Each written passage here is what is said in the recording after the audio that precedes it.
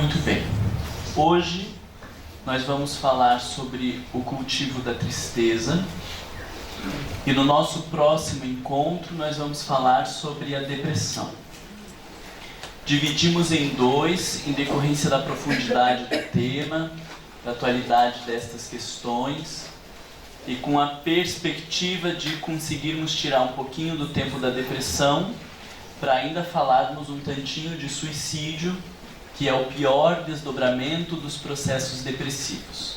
Então, por isso que nós vamos usar dois encontros para abordar esse capítulo da tristeza e da depressão, embora no livro a gente não tenha abordado a questão do suicídio, porque é uma proposta de fazermos futuramente em outra obra. Primeiro, nós vamos passar por três definições. A definição de tristeza, de depressão e de melancolia, para daí compreendermos um pouco a relação da tristeza com as nossas vidas e a partir disso relacionarmos com as estações do ano e com as plantas, como nós temos feito com os outros. Primeiro, a tristeza é definida como um estado afetivo caracterizado pela falta de alegria, pela melancolia, também falta de alento, desânimo, esmorecimento, momento em que prevalece o estado de melancolia. No mesmo dicionário, depressão é definido como um estado de desencorajamento, de perda de interesse que sobrevém, por exemplo, após perdas, decepções, fracassos, estresses físicos e ou psíquicos, no momento em que o indivíduo toma consciência do sofrimento ou da solidão em que se encontra. E melancolia é definida como um mal derivado do excesso de bile negra, levando os indivíduos à lentidão, tristeza e prostração, isso segundo a história da medicina, e para a psiquiatria é considerado um estado mórbido, caracterizado pelo abatimento mental e físico, que pode ser manifestação de vários problemas psiquiátricos, tendendo hoje a ser considerado mais como uma fase da psicose maníaco-depressiva. Tristeza nós consideramos como uma emoção natural. Nós vamos falar um pouco mais disso, mas como emoção, a partir da definição que nós temos de emoção, é algo passageiro, que chega e que em muito pouco tempo se vai. A depressão é considerada um transtorno mental. Então a tristeza, por ser algo como parte da nossa natureza, precisa ser cultivada. A depressão não é algo a ser cultivado porque é uma psicopatologia e precisa de tratamento. A tristeza não se trata porque não é uma doença ou um problema. A depressão, sim, é um transtorno mental, precisa de tratamento, de acompanhamento especializado. E a melancolia é um termo que hoje em dia, embora a gente utilize no cotidiano, não é um diagnóstico psiquiátrico. Melancolia é o termo que antigamente se utilizava para referenciar o que hoje nós chamamos de depressão. Então, há algum tempo atrás, ao invés de dizer de um sujeito que tinha depressão, dizia que ele estava melancólico. E hoje, a terminologia técnica da psiquiatria fala do indivíduo que está deprimido, ou que faz um episódio de depressão maior, para sermos mais específicos. E esta expressão psicose maníaco-depressiva, ela também não é utilizada na atualidade. Este termo é o que hoje nós referenciamos como transtorno afetivo bipolar. Maníaco-depressivo porque o sujeito faz o pico de euforia e depois ele desce para a depressão, e se chamava então psicose maníaco-depressiva, e hoje nós chamamos de transtorno afetivo bipolar. Nós vamos falar sobre depressão no próximo encontro, e no outro encontro, quando abordarmos a questão da alegria, daí nós vamos fechar então a lógica do transtorno bipolar. Só que fazemos tudo em um encontro só. Mas existem pessoas que só deprimem e existem pessoas que deprimem e sobem para a euforia. Quem só deprime tem um transtorno depressivo. E existem aqueles que deprimem e sobem para a euforia e por isso tem um transtorno bipolar. Então, ao longo destes próximos 3 encontros é que nós vamos estruturar esses conceitos para vocês. Mas por hora, o importante para nós sabermos é da tristeza. A tristeza não bem cultivada ou não bem elaborada vai desencadear quadros depressivos e melancolia, uma terminologia antiga para que hoje o que nós chamamos de depressão. Alguém aqui já teve um episódio de tristeza na sua vida? Levanta o braço para eu ver. Por que vocês riram? É para ficar triste, vocês estão falando da tristeza de vocês. Então, mais de um episódio de tristeza alguém teve? Mais de 10. Vocês conseguem imaginar quantos episódios de tristeza Chico Xavier teve na sua vida? Muitos, muitos, muitos. E entrou num processo depressivo. Você estudou a vida dele, fez diagnóstico para saber se sim ou não. Cuidado com o que você responde, tá? Mas do que a gente sabe, até onde a gente pode ver, não, né? Mas a gente sabe o que passa na intimidade de cada um. Mas nós temos pessoas, para não dizer jovenzinhos, com 12, 13 anos de idade, que no primeiro fora que leva da menininha que pediu para ficar, a partir disso adentram quadros depressivos e outros tentam suicídio. Então o que nós estamos percebendo é que, embora a definição seja muito parecida entre tristeza e depressão, e talvez alguns profissionais até da área da saúde mental não façam diferenciação entre um episódio de tristeza profunda e uma depressão leve, o nosso grande passo é compreendermos a alma do sujeito. O que acontece na tristeza e o que acontece na depressão.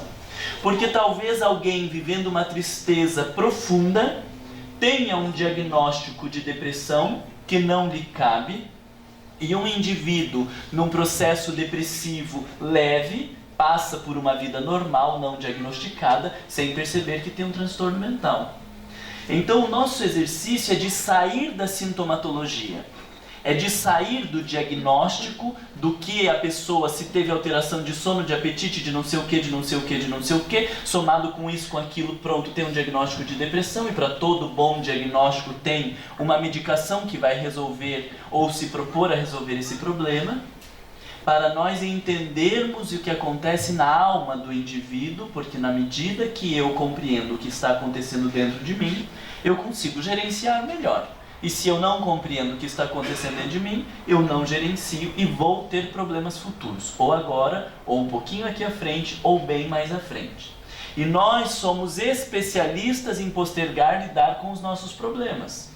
E isso com certeza influencia nos dados altíssimos que temos de depressão e de suicídio na terceira idade. Porque a gente vai levando a vida do jeito que dá, vai empurrando com a barriga como pode, vai fingindo que não tem nada acontecendo, e chega um momento da nossa vida, em especial depois da aposentadoria, que não tem mais a distração que antes eu tinha, porque o trabalho ocupava 6, 8, 10 horas do meu dia, eu não tenho mais a distração deste ofício e sou obrigado a me deparar com a minha própria vida. E quando me deparo com ela, então eu vejo que não há alternativa, e aí nós temos muitas pessoas deprimindo, ou trabalhando até se esvair porque não querem se aposentar. Os que são aposentados compulsoriamente, dependendo dos concursos e tudo mais, sofrem muito com isso. Coitado das mulheres, em especial, que depois ficam em casa, porque ela não sabe nem como se portar dentro de casa. E por aí a coisa vai desandando para estes números horrorosos que nós temos de depressão e de suicídio na terceira idade. Vocês compreendem isso que eu estou falando? Bom, propus para vocês de assistirem o filme Divertidamente. Vocês assistiram? Sim. Quem não assistiu, vai dar tempo de assistir, porque a gente não vai usar hoje. Eu propus de vocês assistirem, para vocês pensarem já algumas coisas sobre a tristeza, mas a gente vai usar o filme para falar de alegria, por 2 motivos. Primeiro motivo, porque nós temos muito mais conteúdo, muito mais aspectos teóricos para discutir sobre a tristeza, e daí isso vai apertar o nosso tempo. E segundo motivo, é porque embora tenha muito para a gente extrair da tristeza, o problema todo se dá pela alegria não saber o seu lugar. Então, esta obrigação de uma alegria é que atrapalha um monte de coisas. E quando ela consegue perceber que ela tem que ocupar um lugar, mas que não tem que ocupar todo o espaço, é possível que as coisas se organizem. Então, por isso nós vamos retomar o filme e abordar alguns aspectos encarando a questão da alegria. Mas para quem assistiu o filme, nós vamos trazendo aqui algumas coisas da tristeza e vocês vão ver. Claro que o mais legal é depois que a gente discute isso, vocês voltarem a assistir o filme de volta, né? Porque a gente assiste o filme de novo e aí presta atenção em vários outros elementos que a gente não tinha percebido na primeira vez. E depois, lá quando nós formos tratar da alegria, daí vocês assistem de volta, porque tem muito conteúdo legal pra gente absorver do filme. Vocês gostaram do filme? Conseguiram relacionar as questões de alegria e de tristeza? Quem assistiu? Quer falar? Não? Muito bem. Mas ali tem muitas coisas pra gente refletir da tristeza. Eu não estou dizendo que a gente não ia extrair, mas daí vai apertar o nosso tempo, porque tem muitas coisas legais da postura da tristeza, do como ela revela essa sua manifestação no dia a dia, do efeito pernicioso dela na nossa vida quando atua de maneira desgovernada. Dá para toda a abordagem que a gente vai fazer hoje, dava para ir fazendo recortes do filme. Eu tive mais ou menos essa sensação que daria para fazer recortes do filme e a partir do recorte do filme trazendo o que a gente está trazendo de teoria e nós conseguiríamos apresentar toda a teoria da tristeza a partir do filme. Por que eu estou falando isso para vocês? Para vocês verem como é rico. Foi para mim uma sacada extraordinária esse filme e que merece nós assistirmos, porque embora seja uma animação, não é para criança, né? A criança não consegue entender 1/10 das coisas que a gente vai conseguir. Mas, obviamente, quando nós expomos os nossos filhos ou as nossas crianças a esse tipo de informação, eles já estão assimilando e vão conseguir lidar com as suas emoções de uma maneira muito mais fácil, né? Então, eu só disse no sentido de que a gente vai ter muito mais reflexões para fazer a partir do filme do que as crianças que vão achar bonitinho esse, aquele outro, mas que, sem dúvida nenhuma, a mensagem está sendo passada. E esse filme, ele nos faz pensar uma frase de um filósofo, que se não me engano é aqui de Curitiba mesmo, já faz muito tempo que eu li essa matéria, e ele diz assim: as pessoas não têm paciência para a infelicidade. Em um mundo altamente competitivo, estar triste pode ser interpretado como sinal de fraqueza, e isso ninguém quer. Não sei o ninguém, mas a gente poderia dizer que a maioria não quer. E esta concepção que nós temos da vida, e por estarmos regidos por um mundo altamente competitivo, nos dificulta entrarmos em contato com as nossas tristezas, sem sombra de dúvida. Fazemos isso no dia a dia lá fora e fazemos isso dentro das nossas instituições religiosas. Alguém chega ao centro espírita, se nós estamos na recepção ou se nós encontramos, a pessoa está triste, a gente diz: que isso? Que cara triste é essa? Coloca um sorriso nesse rosto. E aí a pessoa ridícula também, né? 2 ridículos, ela se obriga a colocar um sorriso no rosto, como aí vai resolver o problema, né? E aí toda aquela tristeza vai embora porque ela colocou um sorriso no rosto. Ela se obriga a colocar um sorriso no rosto ao invés de dizer: você tá louco? Né? Eu tô triste sim, você quer perguntar por que eu tô triste? Vamos sentar e vamos conversar ali no café? Mas a gente também, por não querer ficar por baixo, a gente também, por não querer ser tido como fraco, faz uma cara de feliz e entra no centro espírita como se tivesse tudo bem. E aí depois a gente sai do centro espírita, entra no carro, chora, volta aquela cachorra de desgosto pela tristeza que já estava e por não ser compreendido nem no centro espírita, e vai levando a vida. E aí a gente vai levando, né? Vai levando não sei para onde, mas a gente vai levando. Essa postura do mundo competitivo, além de nós sermos vítimas desta competição, se prestarmos atenção, nós estimulamos o tempo inteiro. Porque quando nós dizemos a alguém que cara triste é essa, se anima, nós estamos dizendo se mostre melhor do que você é ou você está. E sem perceber, nós estimulamos isso desde criança. Quando a criança está chorando, demonstra um medo ou uma fraqueza, e nós não conseguimos estimulá-la, nós jogamos para a vida, as coisas vão se perdendo. Eu lembro de uma moça que me falou por esses dias que dizia: vai lá, seja homem, mas ela era mulher. E o pai dizia: seja homem, vai lá, enfrenta. E ninguém para parar e dizer para esse pai: não, nem é homem, e também sendo homem também não tem que fazer isso. Que loucura é essa? Né? De seja homem, ainda falando seja homem para uma mulher. Olha a falta de bom senso e de loucura por esta sociedade, onde a gente tem que estar sempre acima, onde a gente tem que ter sempre o melhor, onde a gente tem que estar sempre bem resolvido, e as coisas vão se perdendo dentro de nós. Porque se nós fizermos este esforço tremendo para manter as coisas bem fora, nós vamos pagar um preço muito alto dentro. E aí, veja que numa instituição religiosa, eu acho que eu não lembro se eu apontei essas pesquisas para vocês, mas numa instituição religiosa, na sociedade como um todo, a raiva é uma emoção mais bem aceita do que a tristeza. Porque a raiva ela está ligada à força, a fazer e acontecer, a um sujeito que dá conta da própria vida. Mas nos meios religiosos, a tristeza é mais bem aceita do que a raiva. Porque a postura enérgica, ela está muito ligada à ideia de desequilíbrio para nós. Dizer a alguém não é não ser caridoso. É verdade?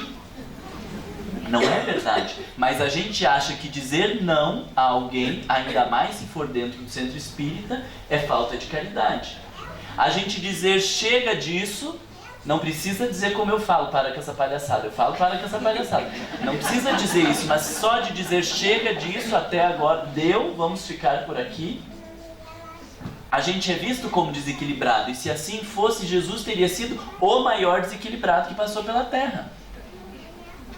Porque com tudo que ele fez e tantas posturas constrangedoras como ele tomou, constrangia um monte de gente, disse deu para um monte de gente, enquadrou um monte de gente, e quando não foi bem ouvido, ele expulsou o pessoal do templo.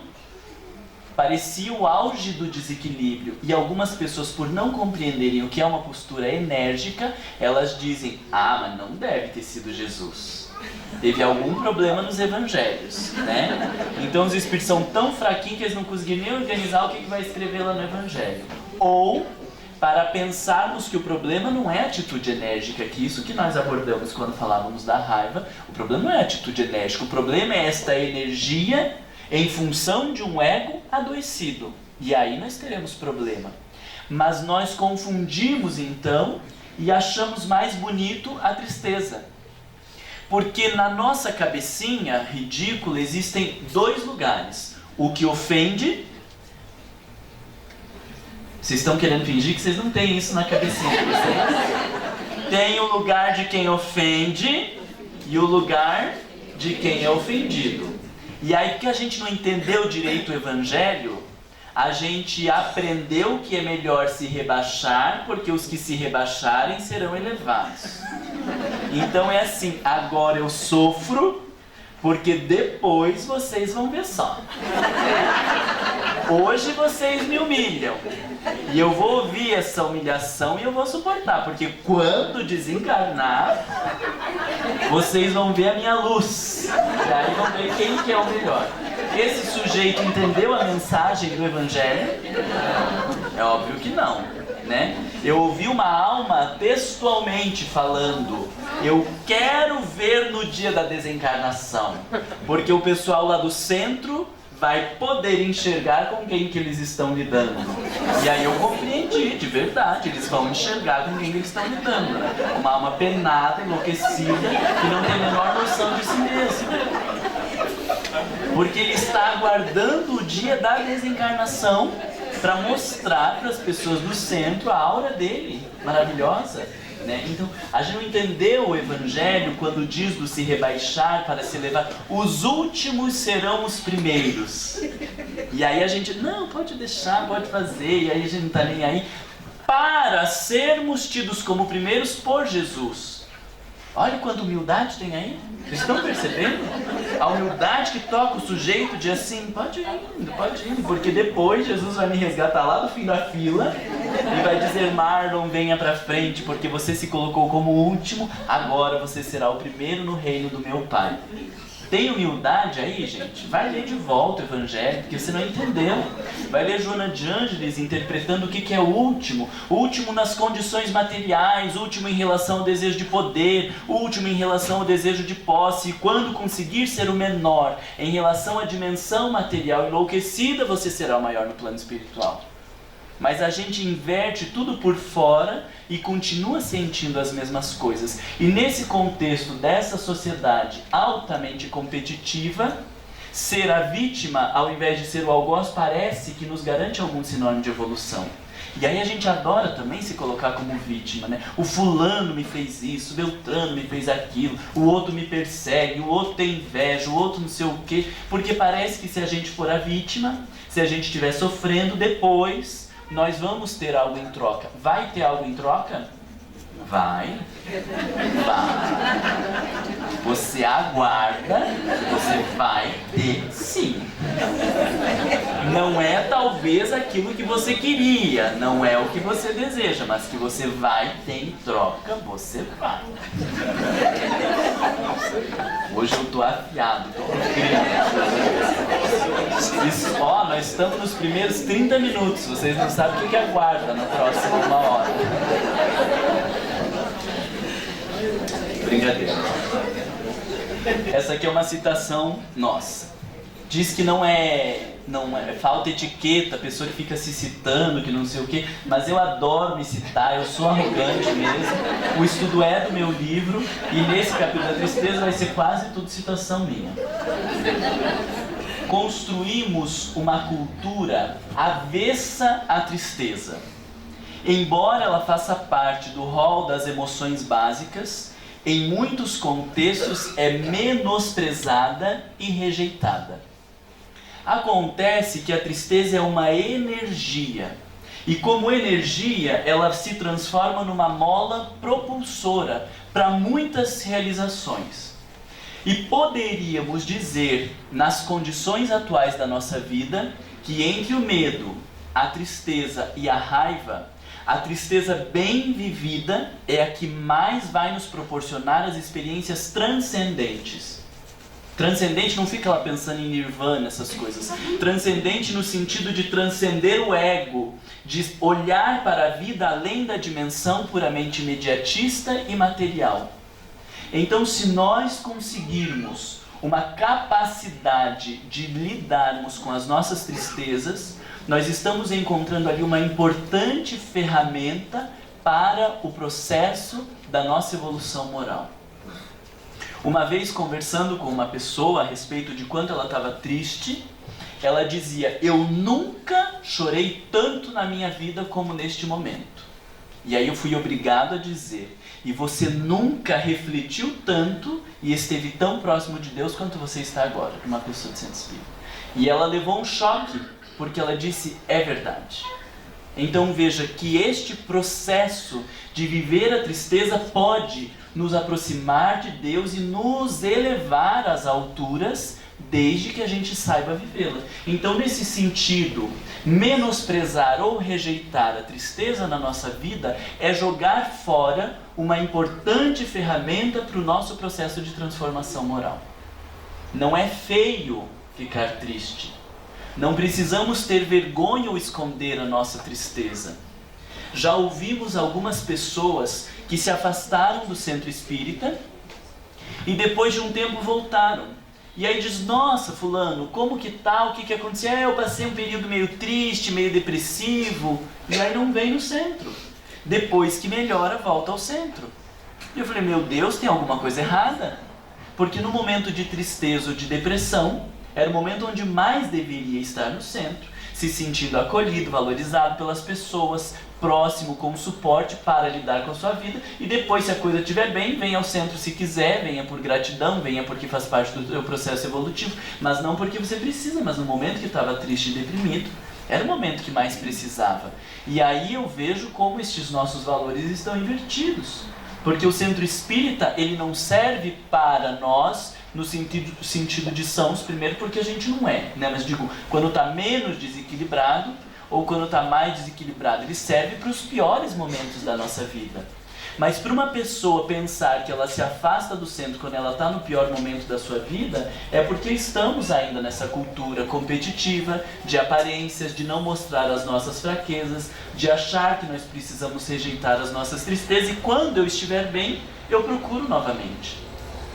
Mas os nossos melhores amigos dá mais gosto de procurar quando as coisas estão muito bem e quando estão muito mal.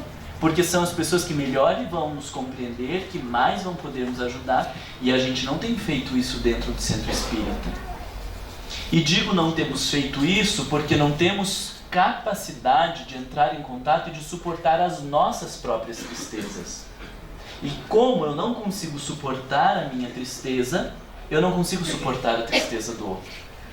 Como eu tenho medo de entrar no meu quarto escuro, como eu tenho medo de entrar em contato com estes monstros que muitas vezes estão dentro de nós, e veja monstros como aquilo que me assombra, não monstro enquanto destrutivo, né? Tudo aquilo que me assombra, que eu não tenho controle, eu identifico como monstro, mas são anjos na verdade. Mas por eu não suportar entrar no meu quarto escuro, a hora que alguém está ali no quarto, um pouquinho ali dentro, ao invés da gente dizer, quer que eu entre? Vamos ficar juntos aqui, vamos conversar um pouco. O que a gente faz? Pelo amor de Deus, sai daí. Vem aqui pra fora que é mais saudável. Vamos no shopping, vamos comprar roupa, vamos comer, vamos fazer alguma coisa legal. E pelo amor de Deus, sai daí de dentro. E a pessoa diz, não, deixa eu ficar aqui. Pelo amor de Deus, sai daí de dentro. Não, não, deixa eu ficar. Então, se você quer ficar, você fica. Porque eu não vou entrar em quarto escuro com ninguém. E aí a gente sai, vira as costas e diz, fulano não quer melhorar. Não quer melhorar, quer ficar assim, então o problema é dele, porque eu fiz a minha parte. Eu convidei para ir no shopping, eu convidei para ir comprar roupa, eu convidei para comer, eu convidei para passear, eu convidei para fazer um monte de coisa. O fulano não quis melhorar? Não, você não teve coragem de entrar no quarto escuro. Porque quando nós estamos tristes, dá até raiva alguém vir convidar para ir no shopping center. Então você daí tem a tristeza, depois você fica com raiva e com medo de perder o amigo pela raiva. Então fechou o quadro das emoções básicas todas numa experiência só. Por quê? Porque na hora que eu estou triste, eu preciso de alguém que me ajude a entrar no quarto escuro. Porque entrar sozinho é muito difícil. Eu preciso de alguém que me ajude a entrar, nem que seja alguém para ficar com a mão no trinco da porta, dá para ir um pouco mais longe, porque a gente faz uma corrente humana, mas que me ajude a entrar um pouco mais profundo. E nós não compreendemos isso, porque achamos que entrar neste quarto é um problema. E que o que a gente precisa fazer é tirar as pessoas disso. E é muito pelo contrário. Nós precisamos entrar e precisamos encorajar as pessoas a entrarem. Então, quando alguém está triste, é mais fácil convidá-la para ir a qualquer lugar fora.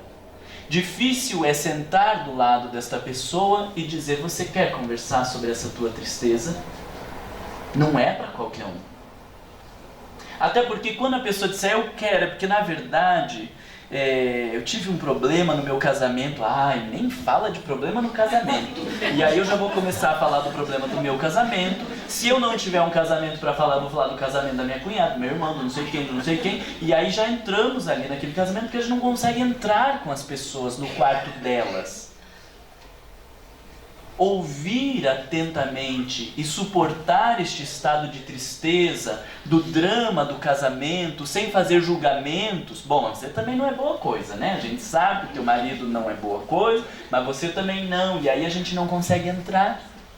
Porque ninguém neste momento está pedindo julgamento, ninguém está pedindo uma condenação, ninguém está pedindo me diga o que fazer. Quando nós estamos num momento de tristeza, o que nós queremos é alguém ao nosso lado. Porque estar no quarto escuro, sozinho, é muito difícil. E muito difícil é apenas estarmos do lado dessas pessoas e conseguirmos ouvir. Ah, mas isso você já falou.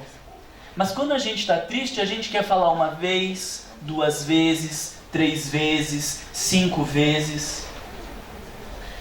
Porque não é um livro que não pode repetir o capítulo e que tem que terminar e chegar ao final. É uma experiência de vida.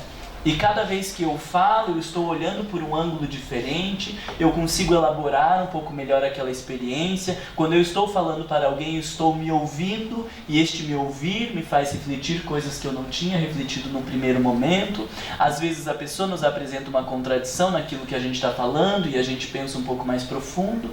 Mas vocês concordam comigo que este tipo de postura não é para qualquer um?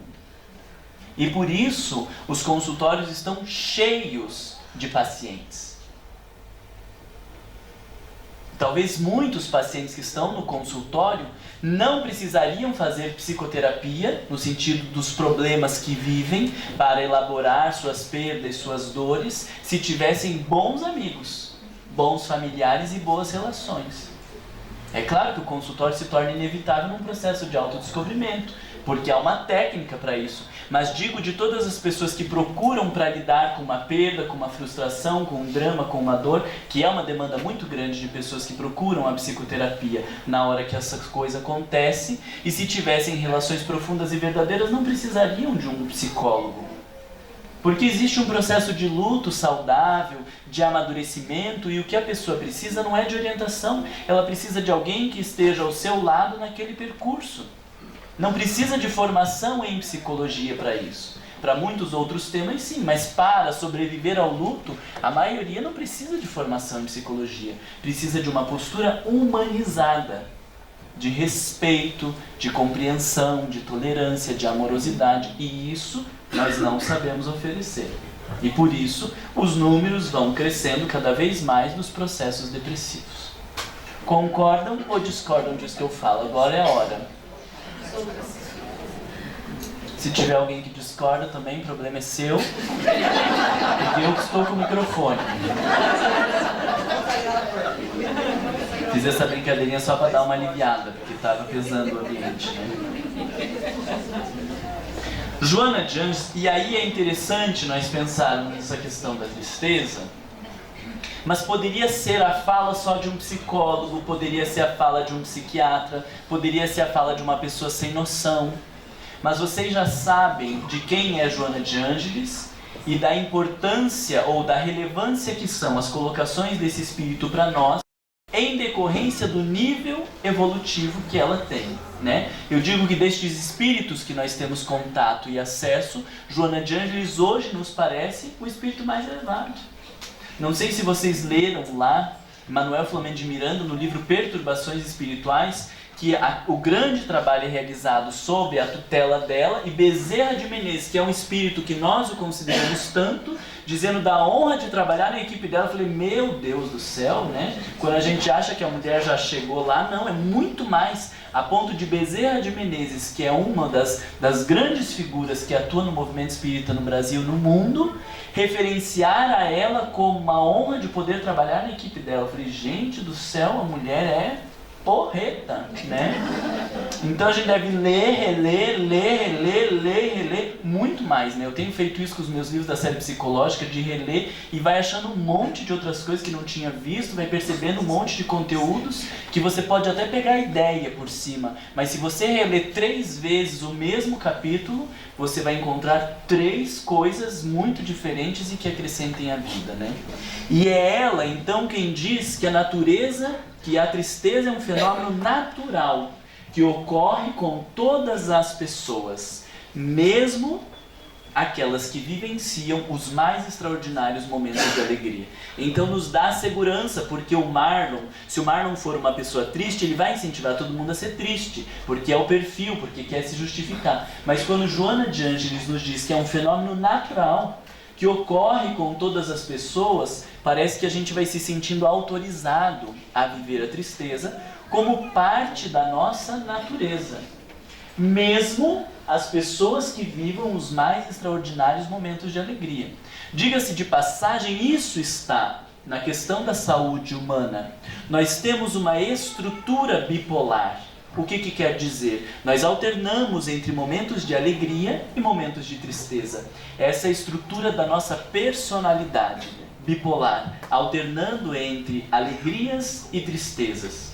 Vivemos momentos alegres, temos realizações, conquistas, nos beneficiamos disso e estamos ali, confortáveis. E temos momentos de tristeza, passamos por perdas, por dores, por dificuldades, e nós vamos alternando entre uma coisa e outra. O transtorno bipolar é diferente, então veja que eu alterno entre a alegria e a tristeza num determinado nível. E quem tem o transtorno bipolar faz uma alteração muito maior para cima e muito maior para baixo. Passado esta linha que nós consideramos de normalidade, quando sobe mais e quando desce mais, isso é o transtorno bipolar. Mas todos nós temos uma estrutura bipolar e vivê-la de alguma maneira faz parte da nossa saúde. Isso fica claro para vocês? Vamos separar então quem faz até aqui, lado esquerdo, quem faz assim fica no meio, e quem faz assim, lá pro lado direito, pra gente ter noção de com quem que estamos lidando. Pode ser? Não, para não constranger. Ó, já tem gente levantando, você não acha que eu lá assim? Tem esse primeiro referencial, a gente sabe como que Mas como a nossa sociedade é competitiva, se a maioria estiver pra cá, uns vão achar bonito, tá pra lá, né? Deixa eu parar de brincadeira e falar. A tristeza faz parte do cardápio da saúde do ser humano, termina a frase, se eu não me engano. Olha que bonito, é saudável. Então veja que primeiro, ela nos disse que é um fenômeno natural, faz parte da nossa natureza vivermos momentos de tristeza. Mas trouxe essa frase e não, a citação não está correta, que iluminação interior é da frase que eu vou trazer para baixo. Mas esse, a tristeza faz parte do cardápio da saúde, se eu não me engano é do livro Atitudes Renovadas. Então veja que mais do que natural, ela está dizendo que faz parte do cardápio da saúde. Ou seja, um indivíduo saudável precisa viver momentos de tristeza na sua vida. Vocês conseguem entender que é um a mais? Obviamente que não é uma tristeza provocada, né? Nossa, já faz muito tempo que eu não tenho vivido tristezas. Joana de Ângeles disse que faz parte da saúde, eu acho que eu não estou muito bem, que estou precisando lá bater meu carro para dar uma entristecida, né? Pelo amor de Deus, você precisa de oração, você não precisa de tristeza, tá? Mas olha aqui o que ela diz no Iluminação Interior. É uma emoção natural.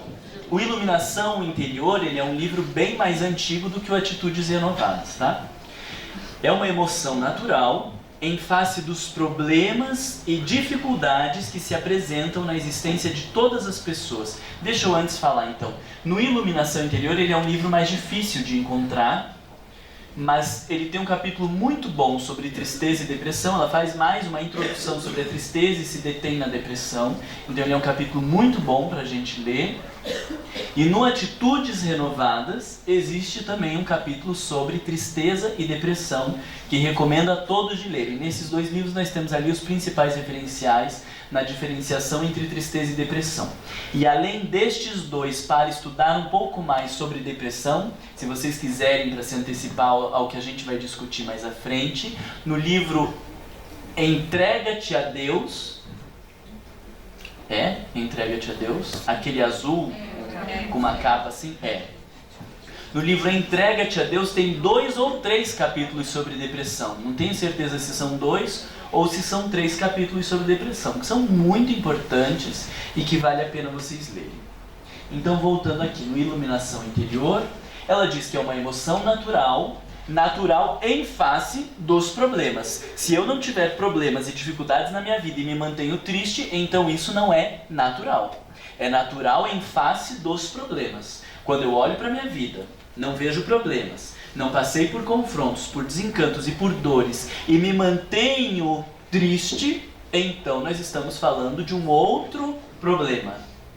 E aí é o caso do sujeito que talvez esteja vivendo uma depressão ou uma distimia não diagnosticada adequadamente. Por quê? Porque vai administrando a vida, mas não há uma justificativa para viver essa tristeza. Não há um convite da vida para que ele esteja triste e ele se perdeu de si mesmo. Mesmo que não tenha feito um episódio grave, este é um processo depressivo. Vocês estão entendendo a lógica? É um processo depressivo, porque a alma que está adoecida, ele não está entristecendo por consequência de algo que aconteceu, porque isso é o fenômeno natural e que não precisa de tratamento, vamos colocar entre aspas, porque é um fenômeno natural decorrente dos problemas e dificuldades que a vida apresentou. Não se trata, é saudável viver a tristeza, mas quando ela está na minha vida, sem ser decorrência desses problemas ou dificuldades, mesmo que eu não faça um episódio de depressão maior, eu preciso de ajuda especializada. Porque algo ali está prejudicado. Conseguem compreender? Falei muito rápido ou não? Deu para acompanhar? Problemas e dificuldades que se apresentam na existência de todas as pessoas, como decorrência de desencantos. Você já viveu algum desencanto? Não. É claro que essa palavra é péssima, porque ela está dizendo que nós nos encantamos. E por me encantar, eu me desencanto. Nós nos iludimos, e por nos iludir, nós nos desiludimos. E depois a gente quer matar a pessoa com quem a gente se encantou. Não é? Desgraçado, você não podia ter me desencantado. Se a gente verbalizasse isso, a pessoa ia dizer: louco você de ter se encantado por mim, de ter acreditado que eu era desse jeito, de achar que as coisas seriam assim. Porque você se encantou, então de quem é a responsabilidade pelo desencanto? É nossa. A gente tem um filho e antes de nascer a gente já pensa na profissão, a gente já decidiu o sexo, a gente já aconteceu um monte de coisa, aí ele vira um drogado. Você se desencantou. Mas qual era a possibilidade de ele virar um dependente químico? Era grande. No mundo de hoje, dependendo dos convívios, dos problemas, era grande. Mas você se encantou que ele ia te cuidar a vida inteira, que ele ia ceder a qualquer outro tipo de relação, porque você ia ser a pessoa mais importante na vida dele, não sei o quê. A primeira se ligar que apareceu, se envolveu, você se desencanta do seu filho. Mas o problema é dele. Não é. O problema é que nós nos encantamos, nós nos iludimos. Eu estou falando por quê? Porque muitos episódios de tristeza, eles são em decorrência dessas fantasias que nós criamos.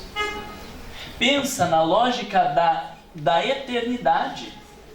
A gente começa um casamento achando que ele não vai ter fim. E tem ou não tem fim? Tem. Em algum momento vai ter um fim. Quando a pessoa diz: ai, vamos ficar juntos para sempre. Credo, para sempre é muito tempo, pelo amor de Deus, né? Tem um monte de reencarnação, outras pessoas para aparecer. Vamos pensar que talvez até o fim dessa, não sabemos como que vai ser, vamos tentar o máximo que der. Não, mas a gente pensa que vai ser até o fim, um fim que não existe. E depois de 10 anos, 20 anos, 30 anos se separa e se desilude. Porque eu acreditei que seria. Mas não há como ter certeza disso. Ou mesmo que vá até o fim dessa vida, aí a pessoa morre e eu digo: eu não sei mais viver sem o fulano. Burrice tua, porque você sabia que isso ia acontecer. Porque ou nós vamos nos afastar da pessoa porque ela desencarnou agora, ou porque nós desencarnamos, mas em algum momento vai acontecer isso. E mesmo que desencarnem os dois juntos, no acidente de carro, em decorrência da diferença, né, de pensar, do sentir, do agir dos nossos karmas, a gente também não vai estar lá do outro lado, mesmo morrendo os dois juntos. Então nós criamos fantasias que geram dores e sofrimentos de um monte de tristezas que não precisávamos passar. Se nós conseguíssemos levar a vida de uma maneira um tanto mais realista ou consciente, do aglomerado de tristezas que nós temos que administrar seria muito menos. E aí talvez seria mais fácil, porque eu vou ter que lidar com 30 tristezas ao longo de 20 anos da minha vida. Mas como nós nos iludimos, fantasiamos, enlouquecemos, a gente tem que lidar com 80 tristezas. Mas foi Deus? Foi a vida? Não foi. É provação? Não é. Foram as escolhas e os entendimentos que nós fizemos de maneira equivocada. Se nós conseguíssemos diluir todas essas fantasias, sobrariam muito menos tristezas para a gente lidar de verdade, investir e tudo mais. Então estou falando porque a gente poderia diminuir um tanto do nosso fardo. E às vezes a gente não suporta, e as pessoas dizem, ué, Deus não dá o fardo só na medida que a pessoa pode suportar? O fardo que Ele dá, sim. Aquilo que é inevitável é na medida do que possa suportar. Mas a gente pega aquilo que é inevitável e acrescenta mais um monte de outras coisas, em decorrência das nossas fantasias e das nossas ilusões, e aí a gente não suporta. E por que não suporta? Porque Deus perdeu a mão? Errou a medida? Não, porque nós colocamos um fardo que não temos condição de dar conta, mas foi por opção própria. Tá pensando aí no fardinho que você tá pondo a mais, tá? Eu tô vendo que vocês estão pensando, tipo, meu Deus do céu. Então isso aqui não era imposição de Deus. Começa pelo casamento. Casamento não é imposição de Deus. Se tá difícil, pensa, né? Primeiro, que você podia não estar casado. Segundo, que estando casado, você podia ter conduzido a relação de uma maneira diferente, né? Agora deixa igual um terreno baldio. Não cuida, não cuida, não cuida. Depois tem um monte de lagarto, de rato, de lixo, e você diz, meu Deus, que casamento é esse que eu não quero? Mas você deixou como um terreno baldio.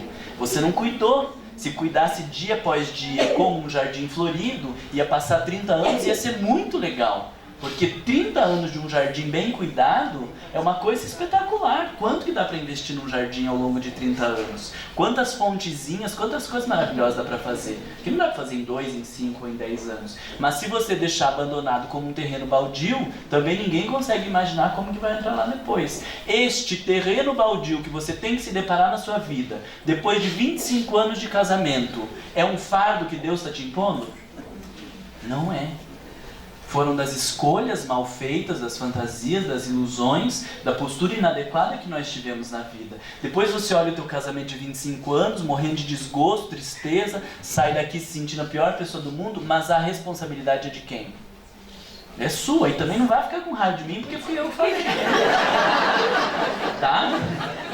Não adianta, porque o problema é seu. Eu só estou lhe contando da burrada que você fez na sua vida, mas não fique com raiva de mim. Ó, fraciona o terreiro, várias partes, vai limpando cada vai limpando devagar. Vai plantando uma florzinha. Mas o problema é que a gente olha lá da frente o terreno, fala, meu Deus, não vai ter jeito, né? E por ilusão, a gente daí vai se apaixonar por um mais novo, por um mais bonitinho, por uma mais novinha, porque parece que é um terreninho novo. E inicialmente ele vai ser um terreno novo, mas como você não aprendeu a cuidar daquele terreno e ele se tornou um terreno baldio, porque você não desenvolveu a habilidade de cuidar do terreno, ele vai se manter bonitinho por pouco tempo, porque logo vai começar a ter os mesmos problemas que tinha, porque você não sabe cultivar. E aí a gente vai trocando de emprego, vai trocando de amigos, vai trocando de relacionamentos, de filho a gente também troca, porque aí a gente desistiu do filho e agora se envolve com os netos, a gente se envolve com os filhos dos outros, a gente faz de outros nossos filhos, sobrinhos e tudo mais, chama para vir morar em casa, então a gente também dá um jeito às vezes de trocar de filhos, e vai trocando de coisas, sem compreender que a única coisa que precisava ser trocada não é a gente, Luiz. O que é isso? Como vai trocar a gente, Luiz? O que precisa trocar, estou brincando com você, mas o que precisa trocar são as nossas posturas. O que precisa mudar são os nossos padrões. É a gente. Como é que falou? Parece joga o jardineiro fora e traz outro, né? Não, vai trocar a ferramenta, né? Vai trocar o jeitinho de manejar lá o terreno baldio. Mas não dá para trocar de jardineiro, porque aquele é teu e cada um tem o seu. Embora a gente adore cuidar do outro, falar do outro, se intrometer no do outro, cada um tem o seu e vai prestar conta do seu e de ninguém mais. Nem de filho, nem de marido, nem de pai, nem de mãe. Cada um tem um terreno que precisa cuidar. E a única responsabilidade sua é cuidar desse terreno. E não tem essa de chegar lá do outro lado dizendo, mas eu estava cuidando do terreno do outro, olha como o do outro ficou bonito, olha desse outro. Não tem justificativa. Porque não somos nós nos explicando para ninguém depois que a gente desencarnar. É um diálogo com a nossa própria consciência. E por ela ser divina não tem argumento, é e pronto. Então nós passamos por desencantos, e aí eu falei que a gente se encanta, passamos por choques. Vocês já passaram por choques na vida? É muito difícil, algumas coisas, né? Passamos pela morte de entes queridos, a perda de um trabalho, uma frustração ali à frente, algo que a gente nunca esperava que viesse dessa pessoa e que não tinha nenhum indicativo, não foi por fantasia não havia nenhum indicativo de que a coisa fosse acontecer assim, porque às vezes as pessoas enlouquecem também no meio do caminho, nem sempre é uma falta de percepção nossa, as pessoas mudam, elas, sei lá, modificam seus comportamentos. Passamos por insatisfações, e quantas insatisfações nós passamos? Eu estava meditando sobre a apresentação, quando estava preparando, refletindo, tentando sentir um pouco sobre isso, e fiquei pensando, gente, quantas insatisfações nós temos? Se parar para prestar bem atenção, talvez a maior parte da nossa vida, ela não seja como a gente desejou. Porque Deus não se submete à nossa vontade. E a nossa vontade, por ser puramente egóica, ela traz um monte de problemas e um monte de condições que não se realizam na vida material. Nós passamos por muitas insatisfações, mas nós podemos transformar estas insatisfações, aprendermos a gostar de algumas coisas que não gostamos e vamos administrando, e a vida vai ficando confortável. E quando nós olhamos para algumas pessoas felizes, de bem com a vida, de alguma maneira confortáveis com as suas escolhas, se você for investigar bem as suas histórias de vida, não foram pessoas que a vida foi respondendo tudo de acordo com como elas queriam. São pessoas flexíveis, que foram refazendo as suas escolhas, mudando as suas posturas e se reorganizando na medida do que a vida apresentou. E você olha um casamento, como eu gosto sempre de citar o casamento dos meus avós, ele já tem 90 anos, vai fazer 91 anos, e a minha avó com acho que 86 anos. E eles têm uma relação que você olha e fala, meu Deus, eu queria ter um casamento desse jeito. Mas esse casamento não é aquilo que eles tinham pensado, não era aquilo que eles queriam, mas foram se reconfigurando, foram se reescrevendo ao longo do tempo, e vai aceitando de um jeito, vai cedendo de outro jeito, e no fim da história não era nada como tinha pensado inicialmente, mas estão muito felizes porque foram se permitindo se reescrever ao longo do tempo, foram mudando suas escolhas, foram administrando as suas insatisfações, o que a vida foi oferecendo, e aí a coisa vai ficando legal. No nosso trabalho, na área de atuação, no centro espírita, nada, se vocês pararem para pensar, as coisas são como a gente gostaria. A gente está num trabalho que se realiza, mas queria ganhar um tanto mais, ou se ganha um tanto mais e se realiza, queria trabalhar um tanto menos e ter mais tempo para os filhos. Se a gente estava com os filhos, a gente queria isso ou queria aquilo. O marido é uma pessoa maravilhosa, mas é feio, difícil de se relacionar, não tem vontade de fazer sexo, o que é louco por sexo é aquilo e aquele outro. E sempre vão ter um monte de pendências e de insatisfações. Alguns de nós vão se prender a estas pendências, a estas insatisfações, e vão fazer da sua vida uma tragédia. O meu marido tem estas e estas qualidades, mas eu me prendo às que ele não tem e faço disso uma desgraça da minha vida. O meu trabalho me proporciona estas e estas experiências, mas eu vou me prender àquilo que ele não me oferece. Ao tempo, ao dinheiro, isso e aquilo. E se nós nos prendemos a estas insatisfações, a nossa vida se torna um verdadeiro inferno. Porque Deus quis que ela fosse um inferno, faça assim com a cabeça, porque não tem nada a ver com Deus. Foi porque nós nos prendemos a estas insatisfações. A vida nos ofereceu. Mas você pode extrair o aprendizado da insatisfação, crescer e se transformar, ou você pode se prender a estas insatisfações e transformar num calvário. E não é porque a tua vida está uma porcaria na Terra que ela vai ser maravilhosa no plano espiritual, porque eu já falei para vocês, não entendeu direito o Evangelho. Porque se a tua vida for uma tragédia na Terra, em decorrência de você ter se preso às insatisfações, ela vai ser muito pior após o despertar. Porque além de não ter vivido o bom que a vida te ofereceu, você perdeu tempo gastando energia com coisas que não devia de gastar e que deveria ser investido em outras coisas que você não investiu. Então, não é porque a vida foi difícil aqui que vai ser maravilhosa lá. Porque se ela foi difícil por sua incompetência em administrar a sua vida, ela vai ser muito mais penosa do outro lado.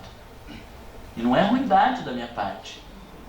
Se você lê André Luiz, se você lê Manuel Filomeno de Miranda, todos estes espíritos que vieram nos narrar o seu pós-morte física, eles deixam muito claro isso. Talvez não nesses termos, mas deixam muito claro isso. Então, quando ela é em decorrência dos desencantos, dos choques e das insatisfações, ela é natural, tá? Isso tem que ficar bem claro.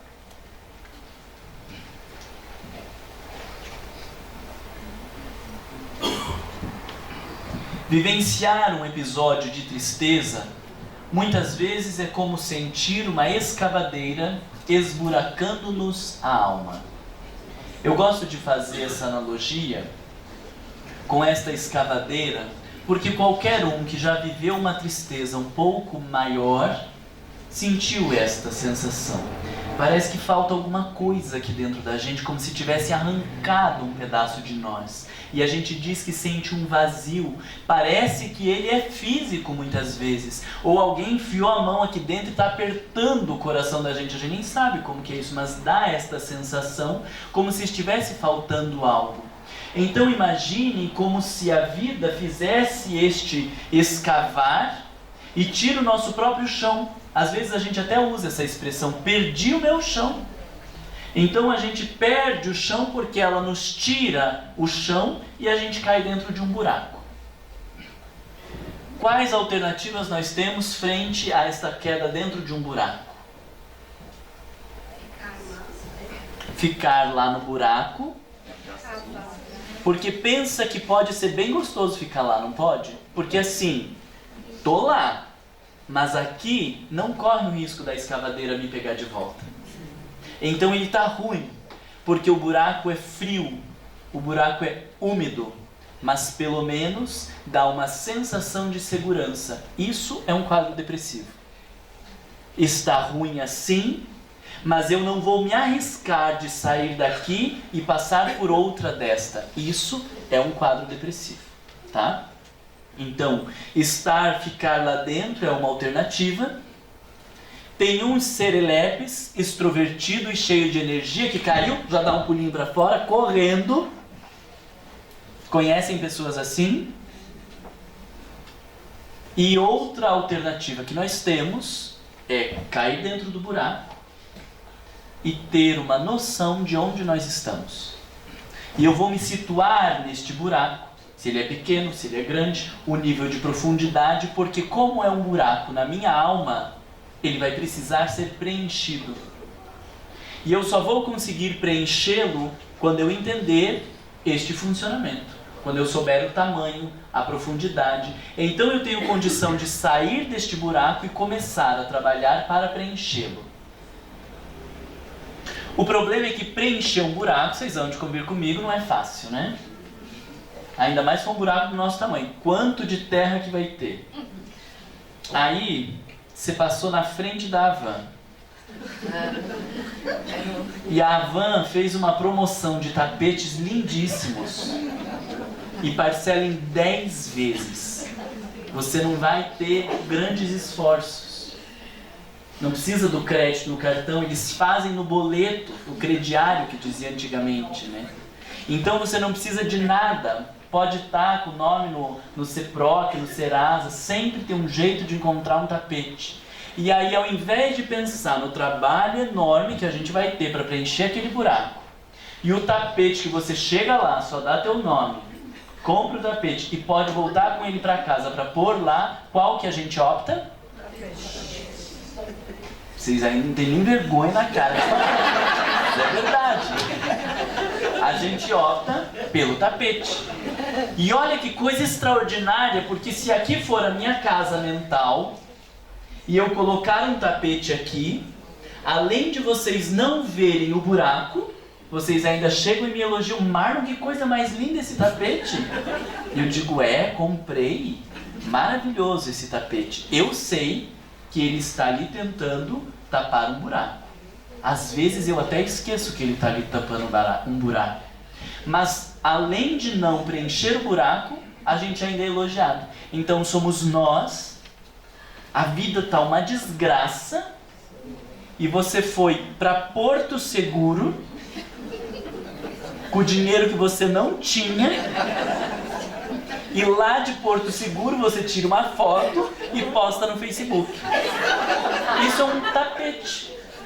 E as pessoas vão comentar, nossa, que lindo, todo mundo com inveja também de você, porque eles também estão vivendo a mesma desgraça que você tinha, mas não tinha o crédito para fazer o empréstimo para ir para Porto Seguro, e aí tá um monte de gente, você achando que tá tudo te admirando, é tudo energia negativa que você vai ter que lidar. No outro dia você não vai conseguir acordar de manhã, você diz, meu Deus, eu queria ter acordado às 7 para aproveitar, você acordou às 11, porque você não conseguiu digerir toda aquela energia negativa que as pessoas te mandaram pelo Facebook.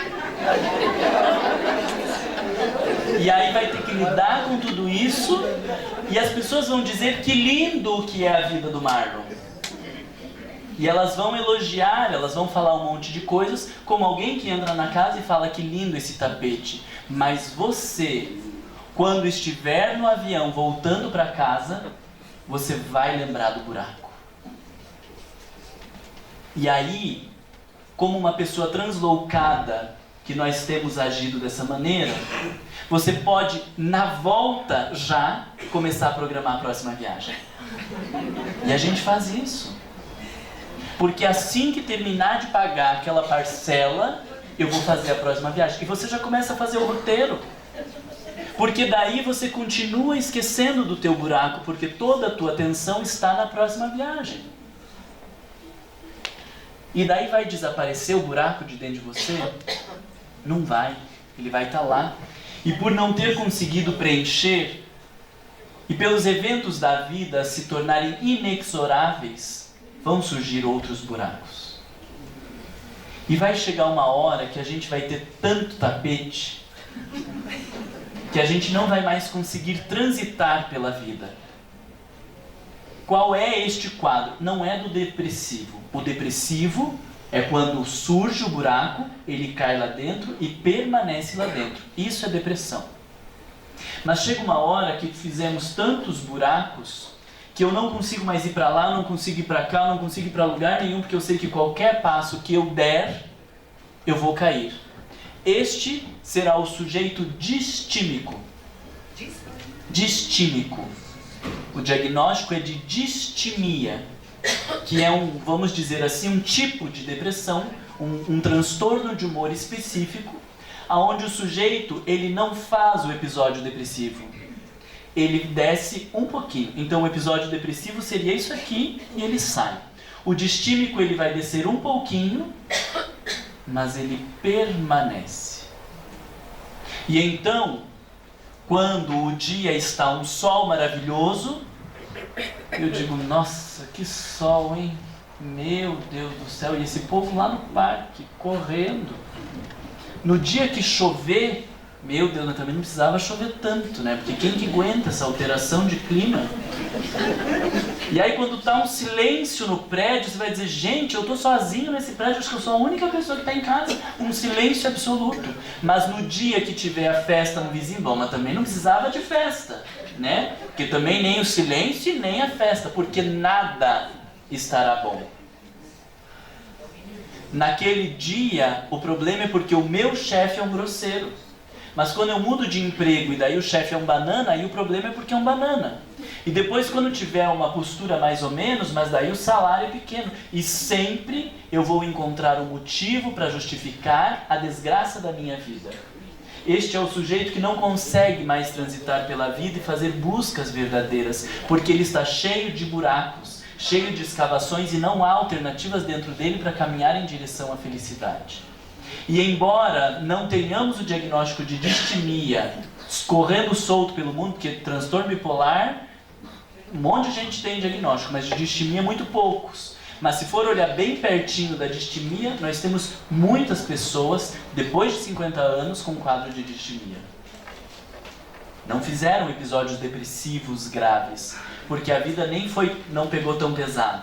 Foi gentil. Porque se pegasse um pouco mais pesado, com certeza deprimia. Não pegou pesado, mas como não conseguiu ir preenchendo os buracos, vai tendo problemas lá na frente. E como que a gente preenche o buraco, então? Pergunto para vocês. A van não dá certo. Dá para preencher com roupa esse buraco? E por que a gente compra roupa quando tá triste, então? Porque a sensação que eu tenho é que dá para preencher com roupa, né? Como se fosse jogando um monte de roupa lá, aí preenche. Dá para preencher com jantar caros? Não, também não dá. Seria bom, né? Mas quando a gente está triste, a gente acha que ir num restaurante... eu vou me permitir, porque já chega toda essa desgraça que eu passei, pelo menos uma janta boa. Aí você vai lá pra janta e ela não ficou boa. Você sai da janta e você vai ver que não foi tão boa assim. A hora que vem a conta, é aquele desgosto de dizer, meu Deus, eu não achei que ia ser tão caro. E você volta mais triste ainda pra casa. Deu certo? Não deu.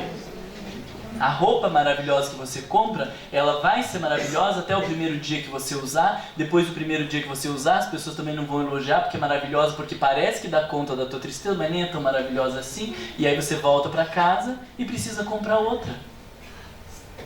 Precisa de outras coisas. Porque como elas não preenchem o buraco, nós vamos ficando sempre dependentes de outras coisas e de novas experiências e de um outro jantar, outra roupa, de um outro amigo, de uma outra experiência, de um outro sexo, de uma outra bebida, de uma outra viagem.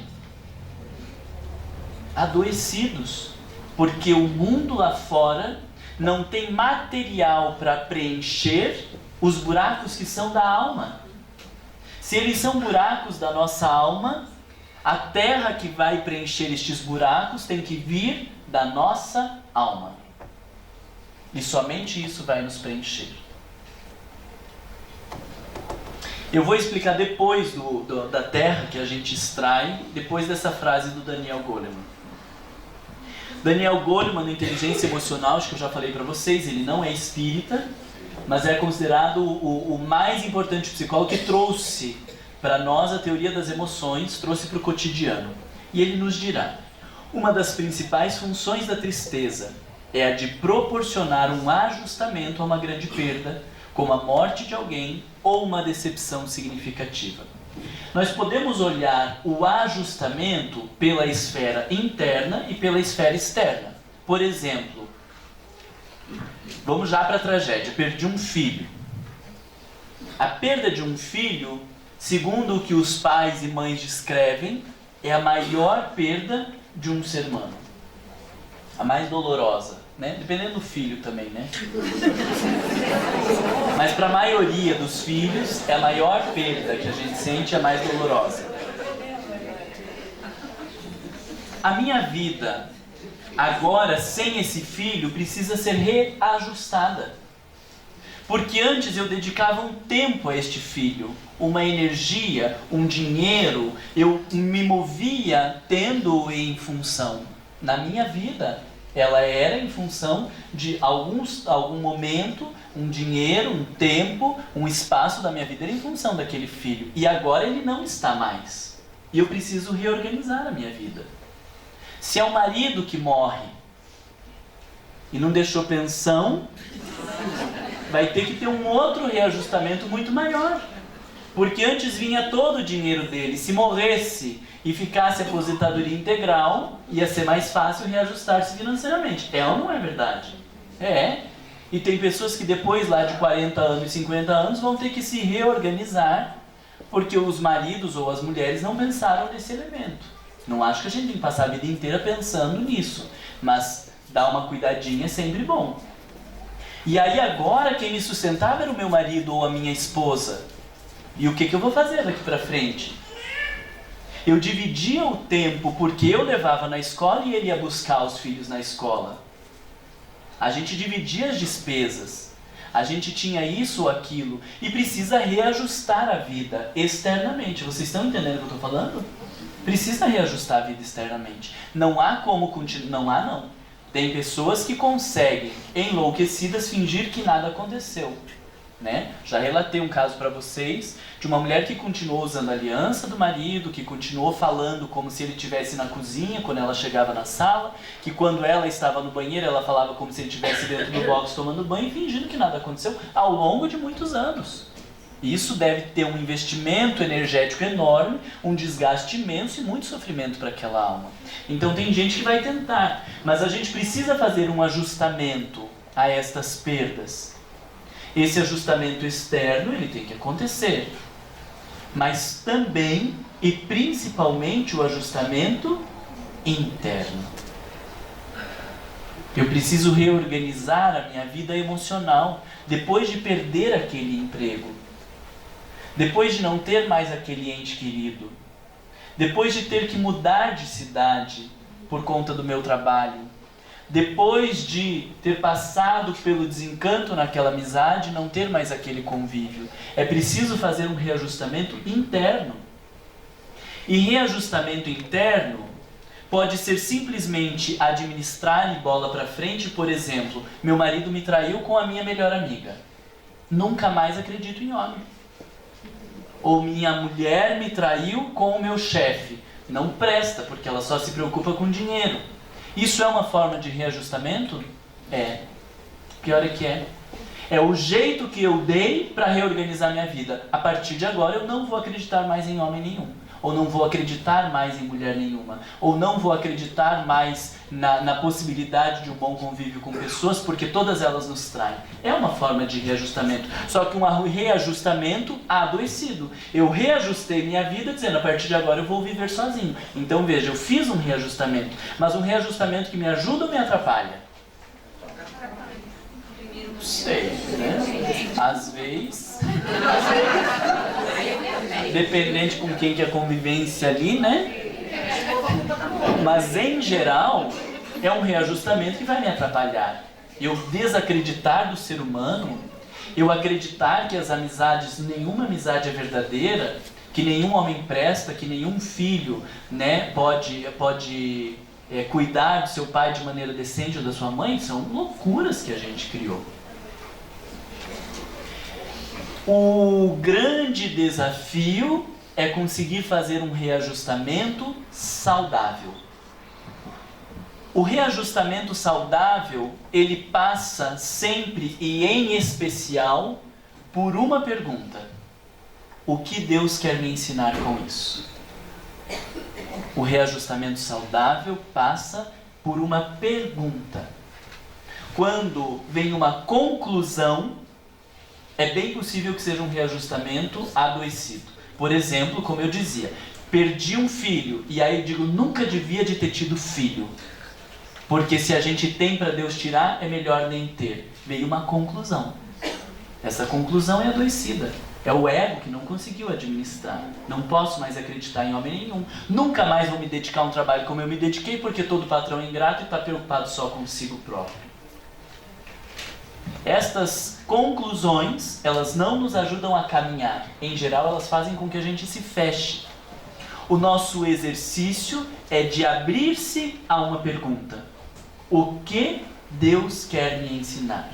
Ou o que a vida quer me ensinar com esta experiência? E na hora, cai um relâmpago e a gente tem a resposta. É assim que acontece? Não. Às vezes, esta mesma pergunta perdura por anos. Por anos. E muitas respostas nós só obteremos com certeza e exatidão depois que desencarnar. Porque respostas nós temos algumas agora, mas elas são superficiais porque nós vamos compreender muitos porquês da nossa vida depois que desencarnarmos. Mas cada pequena resposta, a partir desta pergunta, quando eu digo, o que eu preciso aprender? Vamos pensar no caso do casamento. O que eu preciso aprender? E aí eu reflito que eu não investi todo o amor que eu tinha para dar naquela relação. E é natural, então, que eu não tenha todo o retorno que merecia, porque eu não dei tudo o que devia de dar. Quando eu tenho este insight, em psicologia nós chamamos isso de insight. Quando eu tenho este insight de dizer, eu não dei o melhor de mim, é óbvio que eu não tive o melhor da pessoa, este insight é um pacotinho de 5 quilos que você produziu. 5 quilos de terra fértil. Quando você pensa em todas as vezes que você tratou mal aquela pessoa por conta da sua impaciência, e que a impaciência contribuiu para deteriorar aquela relação, e você diz, puxa vida, eu preciso refletir sobre a minha impaciência, porque ela trouxe prejuízos para a minha vida, mais um pacotinho de 5 quilos. E quanto mais insights você tiver a partir da experiência de dor, mais terra você vai conseguir para preencher aquele buraco. Até que em um momento você consegue tampar aquele buraco. E além de não ser um buraco, por ser um solo fértil, ainda dá para plantar umas plantinhas ali. E as pessoas vão chegar e dizer que o jardim lindo. Mas não porque você tampou com o tapete da Havan que deixou o buraco por baixo. Mas porque a terra fértil produziu algo divino. É preciso fazer um reajustamento. Mas para fazer um reajustamento precisa de humildade.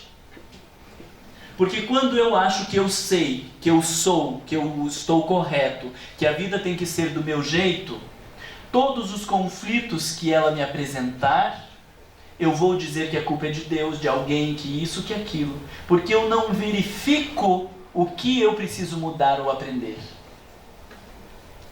Para que eu me abra a possibilidade de aprendizado, eu preciso de uma cota de humildade.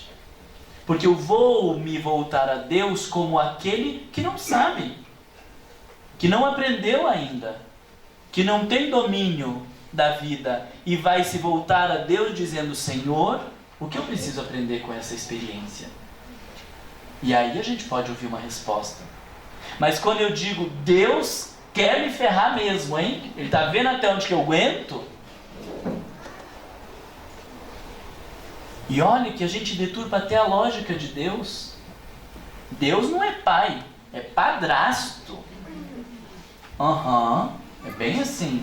Então a gente inverte a teoria para continuar não precisando mudar. Deus está me ferrando, Deus me abandonou, Deus esqueceu de mim, Deus não sabe o quanto eu posso ou não posso suportar. A gente está diminuindo a presença, a importância e os atributos de Deus para não precisar mudar. Porque se eu disser que Deus está me ferrando, quem que é o problema? Ele. Agora quando eu digo que Deus sabe o que faz, então quem precisa mudar? Eu. E aí é mais difícil. Então a gente culpa o patrão, culpa a sociedade, culpa as pessoas, culpa o mundo. E se não conseguirmos culpar ninguém, a gente culpa Deus. Em última instância, porque não está aqui para se defender também, né? Então a gente culpa Deus, Ele aceita e a gente fica com a ideia de que a gente não precisa mudar. Vai conseguir fazer o ajustamento? Óbvio que não. Eu digo assim que a tristeza é uma emoção fascinante, pois ao mesmo tempo em que está relacionada com a fraqueza, é uma importante chave para a transformação interior e o crescimento emocional para os fortes e corajosos que conseguem vivê-la adequadamente. Viver a tristeza de uma maneira saudável é só para fortes e corajosos. A gente mistura forte e corajoso com despeitado, com extrovertido, com boca dura, não tem nada a ver. Conseguir ficar no silêncio da sua casa, sozinho, ouvir uma música tipo Enya, Andrei Sequeleira, essas coisas, e entrar em contato com a dor da sua alma, sem se jogar do prédio, né? Gente, precisa de muita força, não é para qualquer um. Qualquer um entra em casa, liga a televisão, fica no telefone, Facebook, WhatsApp, não sei o que, se ocupando o tempo inteiro, até a hora que não aguenta, a hora que não aguenta mais, deita e dorme. Por exaustão, no outro dia acorda cansado, vai para o trabalho, arruma outras ocupações para chegar em casa à tarde, Facebook, WhatsApp, sempre tem alguém, se não for no WhatsApp, é no Messenger do Facebook, sempre vai ter alguém online para você puxar um assunto, e se não tiver ninguém online, tem lá o feed de notícias, né? Que você vai rolando aquele negócio, sempre vai ter a vida de alguém pra gente bisbilhotar. E não precisa olhar para a própria vida. Porque para parar e ficar em silêncio e ouvir as demandas da sua alma, tem que ter muita coragem. De confrontar-se consigo mesmo, tem que ter muita força para suportar a sua alma dizendo orgulhoso, arrogante, tem que rever isso, tem que mudar aquilo. Você acha que é o centro do mundo, você acha que é o melhor, agora você está vendo que as coisas não são. Não é para qualquer um. É só para fortes e corajosos. Vocês concordam comigo? E a maioria de nós é forte e corajoso? A gente está o tempo inteiro ocupado, porque se parar para pensar ou se ouvir, a gente acha que não vai suportar. Pensa quanto tempo do seu dia você fica em silêncio. E do tempo que ficar em silêncio, quanto consegue fazer de silêncio mental? Porque é fácil também estar em silêncio. Eu estou aqui sentadinho e pensando, meu Deus, porque amanhã tem esse aqui, depois de amanhã não sei o que, nossa, o que eu tenho um monte de coisa para fazer, eu não fiz ontem. Eu fico o tempo inteiro pensando porque eu não dou tempo para o meu inconsciente se manifestar. Então também não é silêncio isso. Por que é tão difícil meditar? Em parte da dificuldade, claro, tem a disciplina do corpo, tem a disciplina da mente. Mas outra parte da nossa dificuldade de meditar é porque se fizer silêncio, o inconsciente vai falar. E a gente não quer ouvir.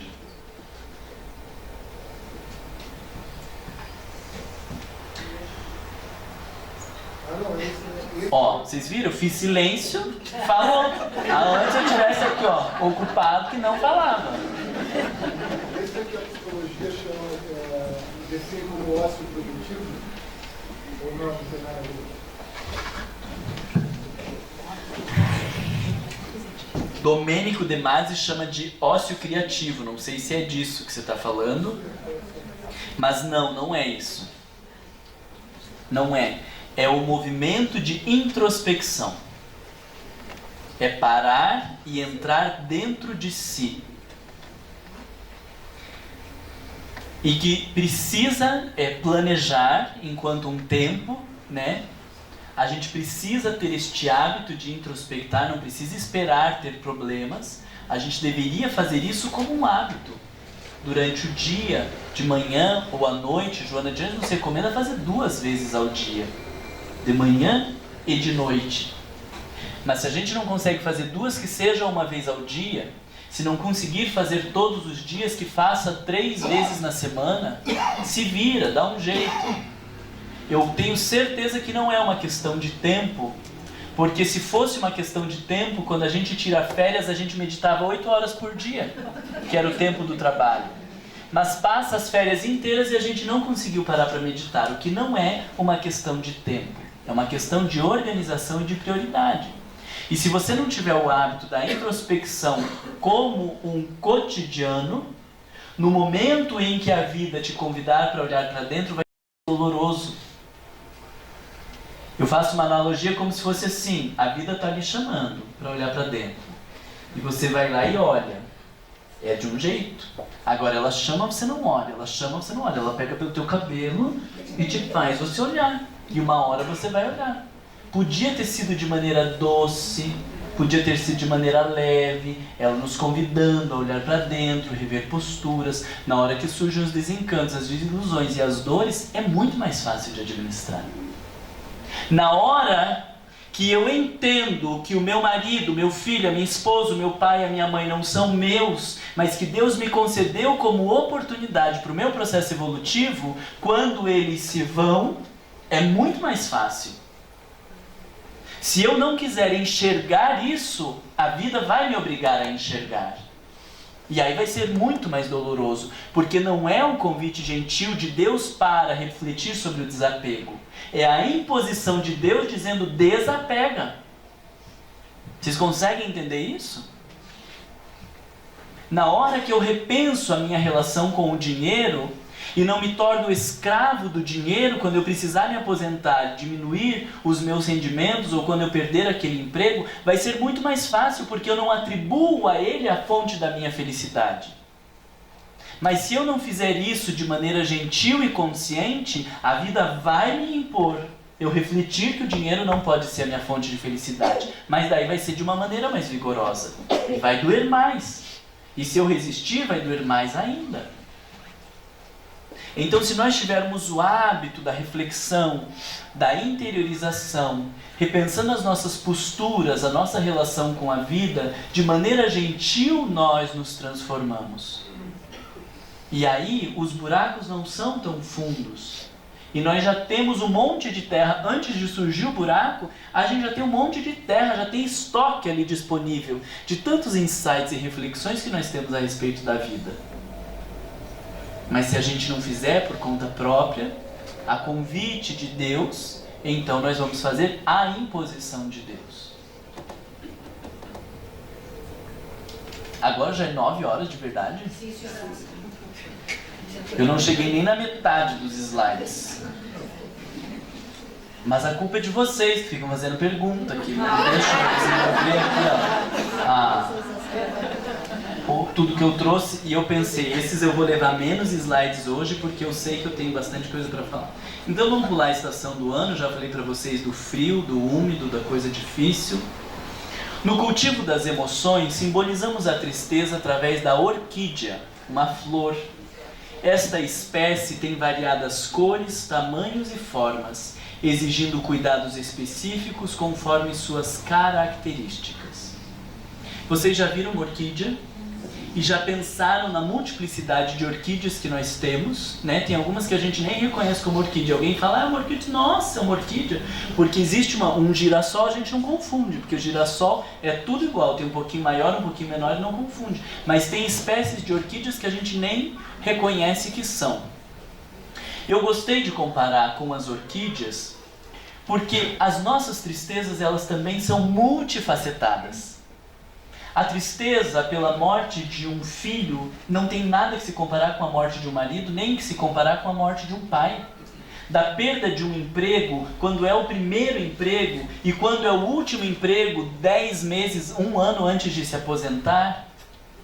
A doença quando eu estou no auge da minha juventude ou a doença quando eu estou no final da minha vida, não são comparadas umas às outras. E se eu viver um câncer de cerebelo, ele não vai ser a mesma tristeza que o fulano com a mesma idade, na mesma posição social, com a mesma religião, vai viver o seu câncer de cerebelo. Não se repetem. E essa é a sensação que eu tenho com as flores, que elas não se repetem. Mas existem algumas características, existem alguns perfis que nos mostram como cultivá-las. Porque algumas plantas precisam de um pouco mais de sol, outras precisam de um pouco mais de água, outras precisam de adubo, outras estão presas a algumas plantas e outras vivem em terreno árido. Cultivar as nossas emoções quer dizer reconhecer o que aquela emoção precisa para bem se desenvolver. E aí nós podemos dizer, quando eu estava estudando sobre as orquídeas, cheguei a essa conclusão que muitos cultivadores de orquídeas, eles afirmam que o seu florescimento, ele está mais ligado à sua adaptação do que à estação em si. Isso quer dizer que é essencial conhecer o tipo de flor para adequar os cuidados. Porque existem flores que vão germinar e que vão florescer sempre naquela estação do ano. E não precisa fazer muito esforço. E as orquídeas, em decorrência da sua sensibilidade, alguns estudiosos das orquídeas dizem que elas estão muito mais ligadas ao cuidado e ao ambiente propício e adaptação que se oferece a ela do que propriamente uma estação. Porque chega a estação e se ela não tiver os cuidados necessários, ela não se desenvolve. E se tiver o cuidado necessário, independe de estação. Então isso me pareceu muito oportuno em relação às tristezas. Porque não há um tempo definido. Qual é o tempo para administrar a perda de um filho? Não tem um tempo. Alguns vão aniquilar sua vida a partir disso. Outros vão lidar de uma maneira muito mais rápida, produtiva. Se é um filho ou se tem 3 filhos, também interfere. Mas vocês concordam que não existe como dizer que para a morte de um filho se faz isso ou se faz aquilo. Porque cada um vai funcionar de um jeito. Há uma regra para dizer o que a gente faz quando perde um emprego? Não tem como. Cada um vai administrar de uma forma, porque o valor que aquele emprego tinha para mim, a vergonha que eu vou viver de perder aquele emprego, o lugar que eu tenho naquela família em termos de responsabilidade financeira, tudo isso vai influenciar em como eu vou administrar a morte, a perda desse emprego ou a morte de um ente querido. E isso está muito ligado à ideia das orquídeas, porque eu preciso conhecer aquela orquídea, como ela funciona e quais são as suas necessidades, porque na medida que eu atendo às suas necessidades, ela floresce. Mais à frente a gente pode dizer que a tristeza, ela parece um simples fechamento, mas quando comparada às orquídeas, compreendemos que possui um intervalo para a floração, que às vezes pode ser extenso. E há orquídeas que vão passar 2 anos sem dar flores. Mas se você oferecer os cuidados necessários, depois de 2 anos ela floresce. Algumas que florescem menos. Isso são as nossas tristezas. Talvez você passe uma tristeza e por não conseguir cuidá-la ou porque é uma dor muito profunda, passe muito tempo para você voltar a ver flores na sua vida. Talvez não veja mais. Se não souber cuidar, pode ser que você não volte mais a ver flores na sua vida. E se você souber cuidar, podem vir flores diferentes, mais belas, maiores e que te alegrem. O que vai definir isso? É Deus ou a forma como eu vivo e elaboro as minhas tristezas? Primeira ou segunda alternativa? Segunda alternativa. O luto é útil. A depressão total, não. Então eu passo por uma perda e vou viver um processo de luto, de entrada em contato comigo mesmo, até que ele culmine no que a gente chama de aceitação. A depressão é uma recusa a viver o processo, tá? Daí a gente vai aprofundar mais no próximo encontro.